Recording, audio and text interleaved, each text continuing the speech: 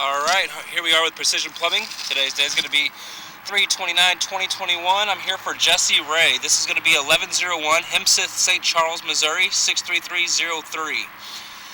I've been called out here to locate a couple of cleanouts and just to pretty much mark the sewer and get a full observation of what's going on in here. Right now I'm all the way to the septic tank. It is a very old septic tank. I can see the inner walls right here, the barnacling. The tank looks like it's pretty much full too at this point. You can see it's right there at the brim. Very old concrete tank. As you can see the clay, we're going to start backing up. Now, the cleanout that was crushed by the concrete company is not really a cleanout. It's just a direct port on top of that septic system so you can look inside of there, okay? Pump it, whatever you got to do. So that's all that is. We have discovered that, and there's nothing crushed or anything like that, thank God. But we're going to go ahead and show you that there are multiple problems with this, not only the age of the septic system, but you can see where a lot of this pipe is pretty much has zero fall on it whatsoever. I mean, the sewer is just bellied into this pipe for like the first 20 foot. Remember, this is a total of 117 foot from the cleanout on top of the roof. That septic system is 5 foot deep.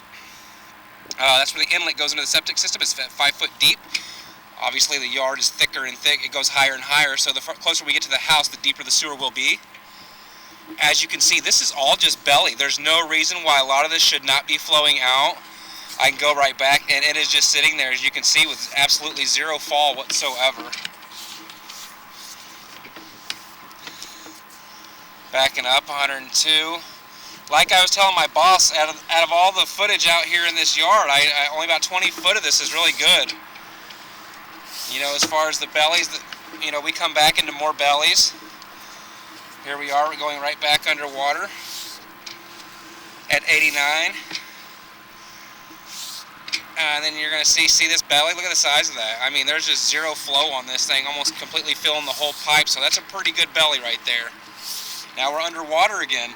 Coming soon, we're going to be coming to the first cleanout, which is located up by the front porch beside the fire pit, which is 8 foot 2 inches deep. Then it's also right after where they tied into that cleanout back when. There's a major root intrusion, so there's obviously used to be a massive tree right beside that. Hopefully we get a good view of that. We're still underwater from pretty much the whole thing's belly, like I said, except for about 20 foot. Look at that. You can see the belly just spitting the water because it's just churning versus flowing. Coming up and higher right here. 76. Alright, coming up on this major root intrusion that is just blown through this pipe right here. Starting right there. There you go. I could say we could cable this, but it's all we have is access with a 3 inch. It just, you know, we're going to poke a hole in it and the problem's going to come back. We need to get that removed out of there. And it's like, again, it's right beside the cleanout. So we remove that little small section, we put a brand new cleanout in, wham bam, easy stuff. Coming back into the house now. Let me clean my camera off a little bit if possible. I really want you to get a good view of this. So you can see, I was actually really satisfied.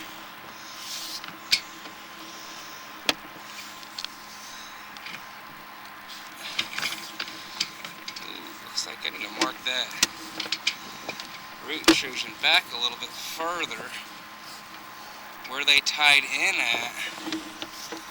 But if Jesse digs that up, then I can just cable this small section right. Yeah, that's nothing. That's nothing. Those are just, that's something though. No, those are all just, baby, that just needs cabled. Okay.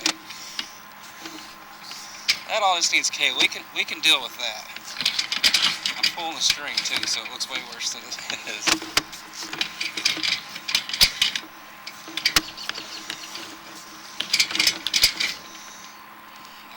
We're not going to get a good clean view of inside the home. I tell you, I've already cameraed it. The house looked great.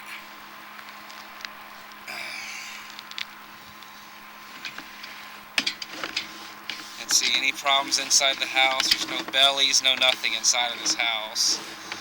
Sorry for the last 40 foot being a horrible view.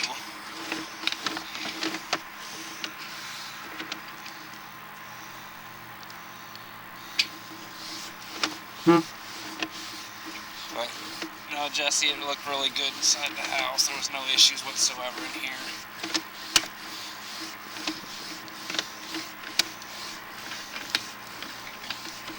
But even though I'm now going up the stack right here, I'm going to go ahead and drop back in because I want to go mark the rest of that sewer before that clean out, because I think we need to go ahead and possibly where they cut the clean out in a little early, whenever they probably should have removed another 5 to 10 more foot going back towards the house, personally. Let me get to our water spot again so we get a clear lens. Okay, so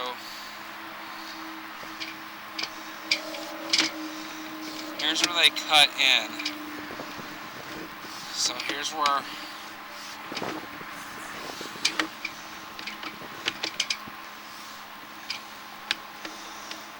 (63, 60).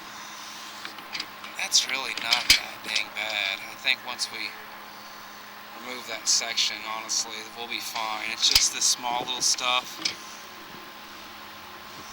But it just scares me the way it's growing into that pipe, like it's got a crack down the side of it.